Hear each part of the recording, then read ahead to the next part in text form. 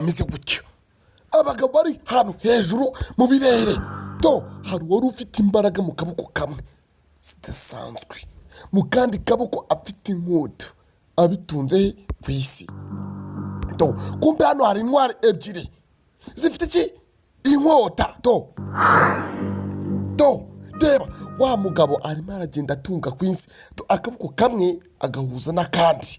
Umurugi rute ibintu bikora siriko.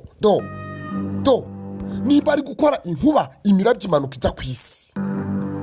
Babagabo n'abacu nabo barimo bariruka basakirana. Kumbe imirabyo ihita yaka. Iyi mirabyo ivuye he? Mu ijuru. Urushyi urebe turi ukuntu intwaro zirimo zirwana.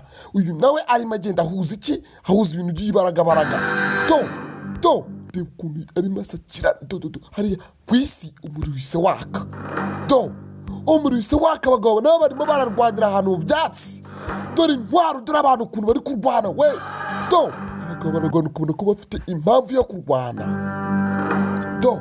Reba intwaro bari kuzikozanyaho hasi no hejuru. Nta mikino bagize bate, nta mikino bafite. Dore ukuntu umwana arimo acana inkota. Reka ntabwo mugomba kurekera kupita umutwe barawumanyura. Kumbe hano hari urundi rugamba narwo. Hari urugamba. Dore ikinyamaswa. Dore ikinyamaswa nyagasani Imana kiratambuka, abasirikare bose bagahita bahoberana. Abari afite icumu bakarisubizayo. Abafite inkota zikava mu nda. Reba ikirenge. Nyagasani Imana, nyagasani. Hagati mu rugamba. Dore ukuntu rutambuka, amabuye agatakara, amabuye akanyanyagira. Kumbe hejuru ku kinyamaswa hari iki? Hari ingabo zihicaye.